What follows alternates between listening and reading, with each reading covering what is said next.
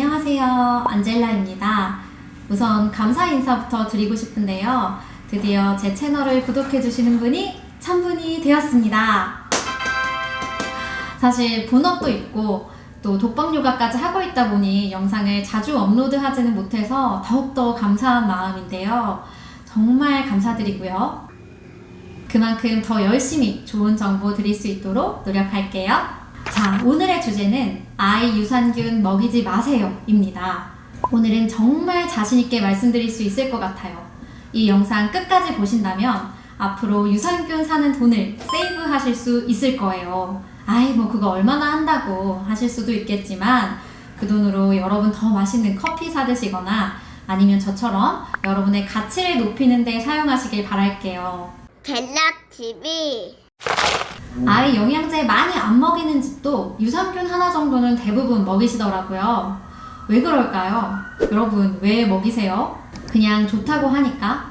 혹은 아이가 변비가 있어서? 아니면 장이 면역력의 핵심이라고 하니까 장에 좋으라고? 업체에서 주로 사용하는 광고 문구를 봐도 면역력의 핵심, 변비 해결과 같은 단어들이 주로 들어가요. 근데 중요한 건 이거죠. 그래서 효과 보셨나요? 잘 모르겠지만 그냥 좋겠거니 하고 먹이신다는 분들이 굉장히 많더라고요. 유산균이 정말 면역력의 핵심이자 변비의 해결사라면 우리 아이는 왜 아직도 감기를 달고 사는 걸까요? 왜 변비가 해결되지 않은 걸까요? 지금부터 이 부분에 대한 이야기 나눠볼게요. I love you. 장이 면역력의 핵심인 건 맞아요. 심지어 장은 뇌와도 굉장히 밀접한 관계가 있어서 장이 건강하지 않으면 각종 질병이나 바이러스에 자주 걸릴 수 있는 것은 물론이거니와 우울증이나 심리적인 문제까지 생길 수 있고 또 더 나아가 어린 시절 어떤 장 환경을 가졌느냐에 따라 성인이 되었을 때의 성격, 지능, 수면 상태까지 영향을 미치는데요.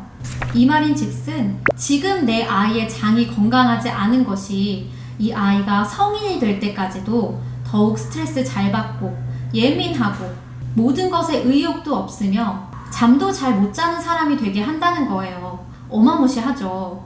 그럼 유산균 더 챙겨 먹어야 하는 거 아닌가요? 라고 말씀하실 수도 있겠지만 사실 장 건강을 결정하는 핵심 요소는 유산균이 아닙니다. 비유를 하자면 유산균은 우리 집에 잠깐 오시는 선생님 정도 될까요?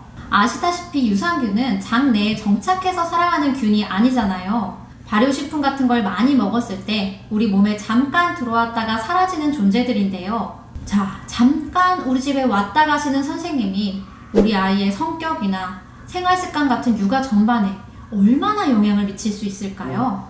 물론 아이의 도움이 안 된다고 말하기는 어렵지만 더 중요한 건 좀 더 본질적인 부분이겠죠. I love you. 그동안 유산균의 효과를 못 느끼셨던 분들, 계속 그 선생님의 비유를 들어서 왜 그러실 수밖에 없었는지 두 가지 정반대의 예를 들어볼게요. 자, 평소에 생활 태도나 습관이 아주 잘 잡혀 있어서 거의 손댈 데가 없는 아이가 있다고 해볼게요. 이런 아이는 선생님이 오시건 안 오시건 크게 달라지는 게 없을 거예요. 원래도 잘하는 아이니까요. 마찬가지로 이미 장이 건강한 상태이고 그래서 장내 유익균들이 너무나 본인들의 일을 잘 해내고 있다 보니 크게 효과를 못 느끼셨던 겁니다. 축하드려요. 이제 반대의 경우인데요. 너무나 막무가내인 아이가 있다고 가정해 볼게요. 이 경우 잠깐 선생님의 도움을 받는다고 해서 드라마틱한 변화가 일어날까요? 경우에 따라서 아주 잠깐 좋아질 수는 있겠지만 근본적인 습관이나 가정의 문화가 바뀌지 않는 이상 원래대로 돌아올 확률이 굉장히 높죠. 금쪽이 같은 프로그램 보시면 아시잖아요. 장 역시 워낙 환경이 좋지 않아 이미 유익균들의 힘이 약하다면 유산균을 아무리 보충해줬다고 해도 얼마 살지 못하고 죽어버리기 때문에 크게 효과를 느끼지 못하셨을 겁니다. 네, 앞으로 좀 더 본질적인 개선이 필요한 경우죠. 물론 그럼에도 유산균이 꼭 필요한 때도 있어요. 왜 의사 선생님이 처방으로 주시는 경우도 있잖아요. 그 경우에는 반드시 먹어야겠지만 역시 순간적인 도움이라는 사실에는 변함이 없기 때문에 너무 거기 의지를 하시기보다는 장 환경 자체를 좋게 하시는데 훨씬 더 많은 노력을 기울이셔야 할 거예요. 업체에서는 유산균을 마치 장에 내내 머물며 각종 질병을 물리쳐주는 존재같이 광고하지만 실제로 유산균은 장내 환경을 구성하는 주요 세균이 아니기 때문에 결코 면역력의 핵심이라고 말할 수 없어요. 실제 더 크게 면역 활동을 하는 건 장내에 살고 있는 유익균들이거든요. I love you. 자, 그럼 장내 유익균들을 튼튼하게 하려면 어떻게 해야 할까요? 그래서 우리 아이 감기도 덜 걸리고 변비도 낫고 또 어른이 되어서까지도 늘 자신감 넘치고 긍정적이고 잠도 잘 자는 사람이 되게 하고 싶은데 무엇부터 해야 하는 걸까요? 지금부터 말씀드릴 건데요. 이건 저 개인적으로도 굉장히 효과를 많이 보고 있는 부분이라 오늘부터 꼭 따라해 보시라고 말씀드리고 싶어요. 쉬운 거부터 알려드릴게요. 일단 밥을 바꾸세요. 아마 대부분은 흰쌀밥 드시고 계실 텐데요. 흰쌀밥은 장내 유해균, 그러니까 장내 건강을 망치는 균들의 먹이입니다. 그렇다고 흰쌀밥에 잡곡 조금 추가하시는 거 당연히 비추고요. 제가 하고 있는 방법은 오분도미라고 있어요. 현미와 흰쌀의 중간. 저는 이 오분도미와 잡곡을 6대4 비율로 넣고 밥을 합니다. 여기에 추가로 콩이나 나물류 같은 걸 더 넣을 때도 있고요.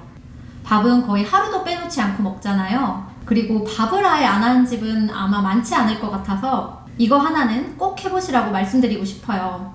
그리고 두 번째는 껍질째 드세요. 감자, 고구마, 사과, 당근, 무 등등등 제가 이미 여러 영상에서 얘기했지만 껍질에는 영양소뿐만 아니라 훨씬 더 많은 식이섬유를 함유하고 있기 때문에 이런 것들만 잘 챙겨 먹여주면 장내 유익균의 숫자는 어마어마하게 불어나게 돼요. 당연히 면역력도 좋아지고 장 건강도 개선되죠. 세 번째, 정제된 당과 탄수화물 안 먹기. 흰쌀뿐만 아니라 설탕, 밀가루, 이미 다 아시죠? 안 주실 수 있는 만큼 정말 최선을 다해서 주지 마시라고 말씀드리고 싶어요. 사실 저 역시도 어린이집 간식으로 나오는 주스, 핫도그, 또 성당을 갈 때마다 받아오는 쿠키나 빵을 어떻게 할 수는 없어요. 다만 아이에게 이런 것들이 왜, 얼마나, 어떻게 안 좋은지 설명하고 선택하게 할 수는 있겠죠. 또 가정에서 되려 단 거 먹는 걸 부추기거나 습관처럼 만드는 일도 없어야겠고요. 이 부분에 대한 자세한 내용은 이 영상을 참고해주세요. 얼마 전에 아이 어린이집 간식으로 드링킹 요거트 같은 게 나왔는데 저희 아이는 당류가 15g 들었다며 안 먹겠다고 했다더라고요. 물론 오후 간식으로 나온 케이크는 맛있어 보여 한 조각만 먹었다고 말했지만요.